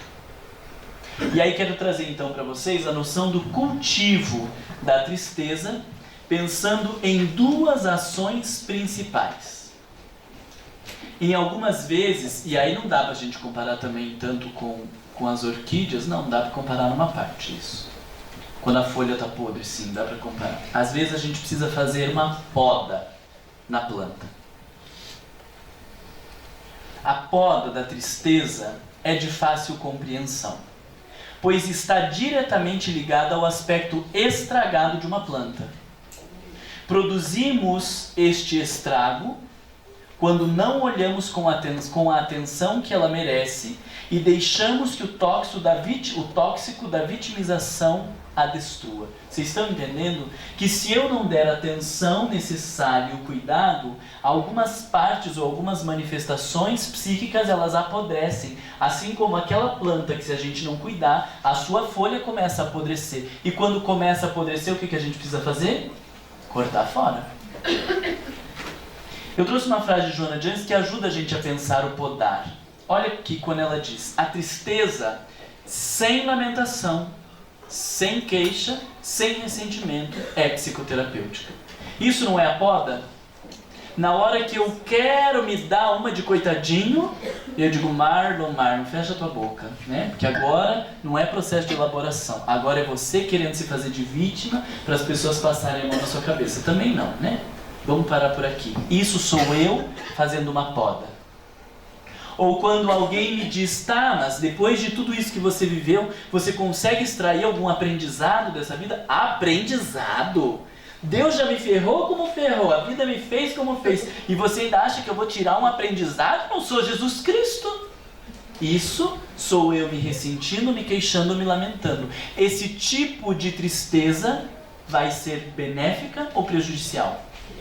Prejudicial. E precisa cortar fora. Se cortar demais também dá prejuízo, não dá?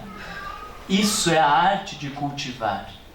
Porque eu preciso saber a medida certa daquelas folhas que já estão envelhecendo e que elas não vão voltar a viver, e a gente vai lá e tira aquelas folhinhas para elas não continuarem consumindo energia da planta, para que possa direcionar a energia para outro lugar.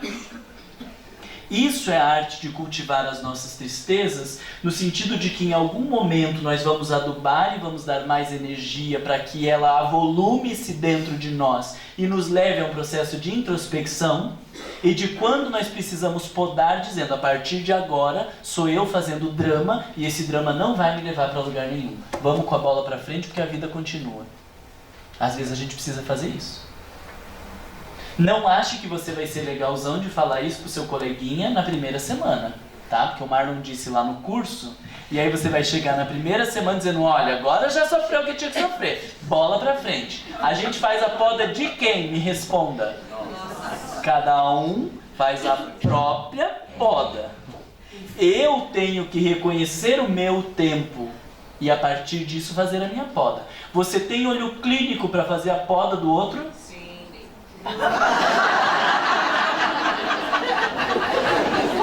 Vou até tomar uma água. Eu vou tomar no bico, vou encher a cara. Não temos.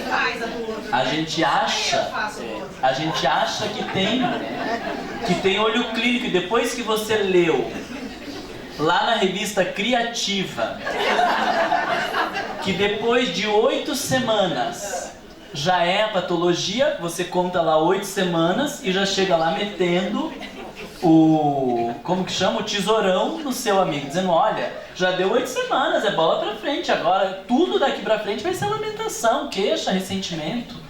Não, nós não temos condições, e tô falando não são condições técnicas, porque mesmo um profissional como um psicólogo, ele não tem condições de avaliar. A alma do sujeito é que vai dar os indicativos. É ela que vai dizer quando deu e quando não deu, quando está alimentando ou apodrecendo. E o que um psicoterapeuta faz é traduzir o movimento da alma do sujeito dizendo, agora me parece que você já não quer mais sair dessa situação e a gente precisa avaliar quais são os teus ganhos por trás disso. Mas não consegue avaliar por conta própria. Não tem isso. É a alma do sujeito que se manifesta. A psiquiatria e os números da psiquiatria não contribuem. 8 semanas, não diz nada. 8 semanas. Então, em alguns momentos, a gente precisa fazer uma poda. E em outros momentos, a gente precisa adubar. Cultivar a tristeza não quer dizer dar vazão a ela sem limites. É sim dar espaço para que nos conduza a reflexões profundas e nos permita aprender mais acerca de nós mesmos e da vida, sobre o que realmente é importante e sobre a melhor forma de agirmos. Quando essa tristeza é impulsionada pelo ego saudável, ela faz-nos enxergar a vida por olhos divinos. Quando ela é manifestada pelo ego adoecido, nós vamos olhar sempre de uma maneira perturbada e colocarmos o problema no mundo, nas pessoas e em Deus. Mas quando ela se manifesta como um ego saudável, a partir de um ego saudável, a gente para e pensa. O ego saudável reconhece que Deus tem um lugar de centralidade na vida e que nós estamos orbitando em torno dele num movimento perfeito. Nem 1 centímetro acima, nem 1 centímetro abaixo. Então tudo que a vida me proporcionar, eu vou perguntar o que Deus quer me ensinar. E quando eu aprendo, as coisas se encaixam e se organizam. Então, a experiência da tristeza ou cultivar a tristeza quer dizer realizar reflexões profundas que nos permitem aprender acerca de nós mesmos. Porque quando eu passo pela morte de um filho, como nós estávamos dizendo, eu vou ter que refletir que a vida não era aquilo que eu imaginava, que os mais velhos morrem primeiro, que os mais novos morrem depois, que Deus não nos pergunta quando que pode ou não pode alguém morrer, e que eu preciso viver todos os dias da minha vida como se fosse o último. Quando hoje vocês saíram de casa, será que lá ficou claro que vocês amavam as pessoas que deixaram em casa? Será que os amigos que fazem parte da minha vida têm certeza do quanto eles foram importantes? E eu já disse a todos a diferença que eles fizeram na minha vida, para que se eu morrer hoje ou se eu morrer na semana que vem, eu tenha a certeza de que eles sabem o amor que eu tenho por eles e eu sei o amor que eles têm por mim? Eu pedi desculpa das grosserias que eu fiz e me redimi e me reorganizei e fiz o melhor que eu podia para que hoje, se o meu pai, a minha mãe, a minha avó, o meu filho morrerem, me guardarem no coração com as melhores experiências que eu pude proporcionar, ou eu fiquei devendo? Pro dia que estivesse próximo da morte, pedir desculpa, dar mais atenção, e aí quando morre o filho a gente vai dizer, eu devia ter trabalhado menos para ter mais tempo, mas Deus não me falou que ele ia embora. Que mané Deus? Você está vendo isso acontecer o tempo inteiro na vida? Que mané Deus? Foi você que não quis ouvir e agora a vida vai te ensinar acerca de você mesmo. Que o dinheiro não é o mais importante. Que o convívio precisa ser amoroso. Que a gente erra, que a gente é grosso e muitas vezes, mas que pedir desculpas faz muito bem. E que às vezes a gente já está no limite das nossas forças para suportar as características daquela pessoa. Mas a vida vai nos ensinar que se a gente soubesse que ia perder, a gente ia arrumar um pouco mais de força para suportar um pouco mais, para amar um pouco mais, para tratar um pouco melhor. E aí a gente encontra essa força dentro da gente e faz um pouco mais, para não precisar ficar com um peso na consciência lá na frente. Então essas experiências, quando nós sabemos cultivar as nossas tristezas, elas nos ensinam sobre o que realmente é importante. Elas nos ensinam sobre a melhor forma de agirmos. Elas nos mostram a vida não pelo ângulo material, mas pelo ângulo divino. E aí a tristeza faz florescer. E as dores e as experiências negativas da vida se transformam no jardim florido que todos nós queremos. Porque todos nós queremos um jardim florido, não queremos? Mas a gente não quer pagar o preço de cultivar o jardim florido. E Deus é justo e bom.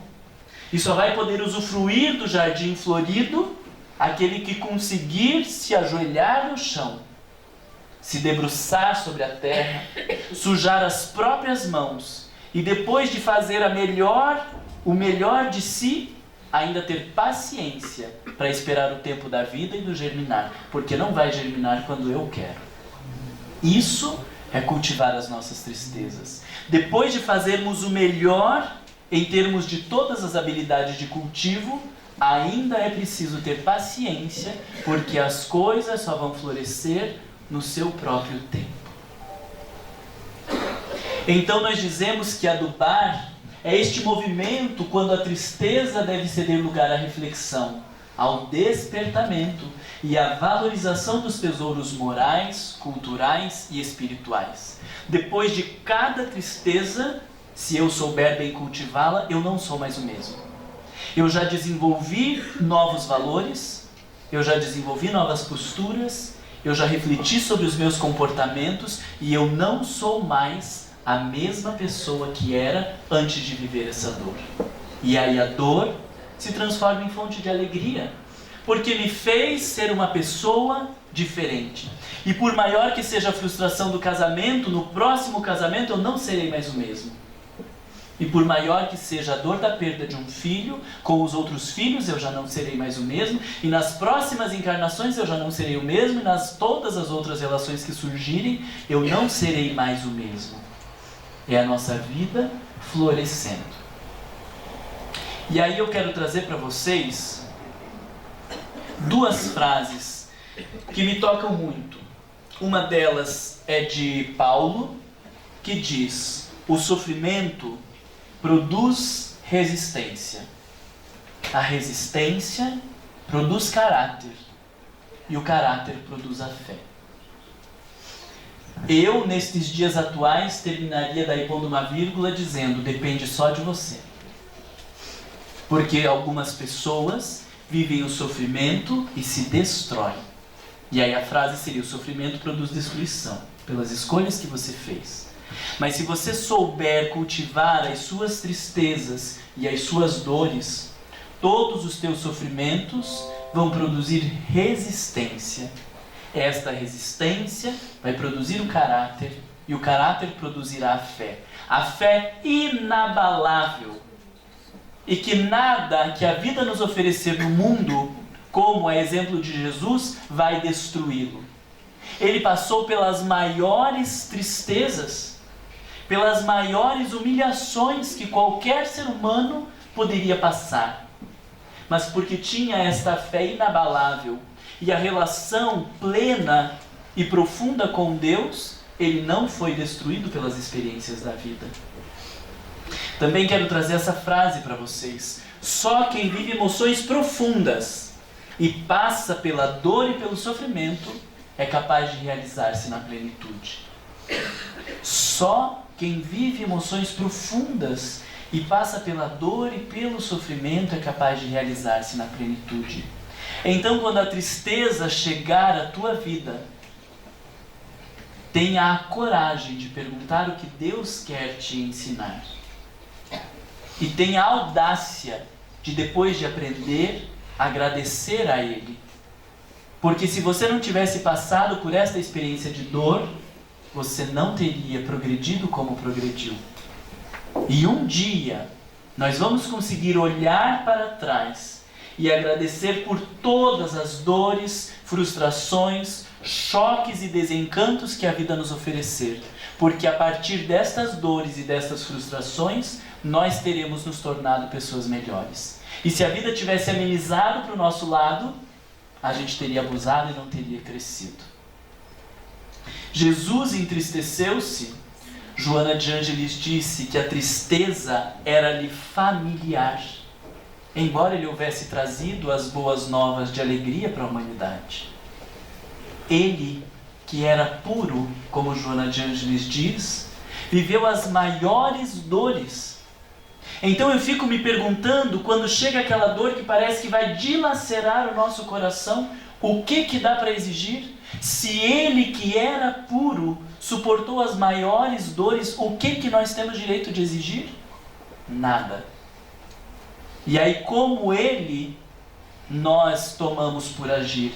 E o exemplo mais profundo desta experiência de Jesus é quando ele vai se preparar para a crucificação.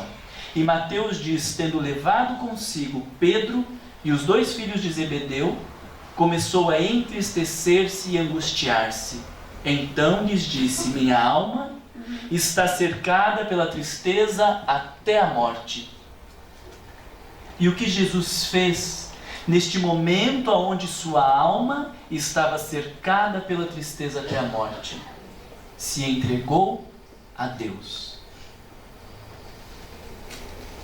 Este é o maior exemplo que nós podemos ter para a nossa vida. Nos entregarmos a Deus no momento do testemunho. Porque Ele sabe das nossas capacidades, das nossas potencialidades, daquilo que precisamos aprender. E nós precisamos apenas nos entregar a Deus. E quando nos entregamos, Ele nos dá o melhor direcionamento. Mas é preciso ter coragem de abdicar da própria vontade, dos próprios interesses, daquilo que eu acho certo, adequado ou melhor, para me entregar e dizer, o Senhor sabe o que é melhor para mim. Então me diz o que eu preciso fazer. E todas as vezes que formos capazes de nos entregarmos a Deus e nos perguntarmos a Ele o que devemos fazer, Ele vai nos responder. Jesus é a referência para todos os momentos da nossa vida. Nós falamos dele em relação aos medos, falamos dele em relação à raiva, e hoje concluímos estas emoções que podem ser perturbadoras no sentido de negativas, também dele em relação às tristezas, porque viveu tristezas muito mais profundas do que a nossa, e nos ensinou como viver. Jesus deve ser sempre a nossa referência, em todos os momentos da nossa vida, custe o que custar. Ele é o único caminho que nos levará à felicidade. Por isso nós queremos terminar hoje lembrando o poeta que diz, vem Jesus, divino amigo, vem trazer a tua paz. Só tu és o nosso abrigo, que venturas mil nos traz.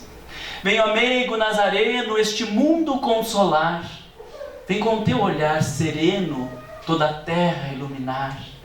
Afasta do mundo a guerra, o chacal devorador que destrói tudo na terra, causando medo, o luto, a dor. Há gemidos de aflição, já não há mais primaveras. Criancinhas pedem pão e homens lutam como feras. Vem, Senhor, vem reflorir os caminhos. Vem, Senhor, vem acalmar corações, exterminar a dor e fazer calar os canhões. Vem, Senhor, com teu amor tão profundo, iluminar nossas consciências e fazer feliz o nosso mundo. Que sejamos nós, meus irmãos, as criaturas agradecidas a Deus pela oportunidade de estarmos na terra. E um dia seremos capazes de agradecer todo o sofrimento que a vida nos oferecer, porque através destas dores conseguiremos cultivar um lindo jardim e não nos arrependeremos por termos escolhido Jesus. Sigamos em paz.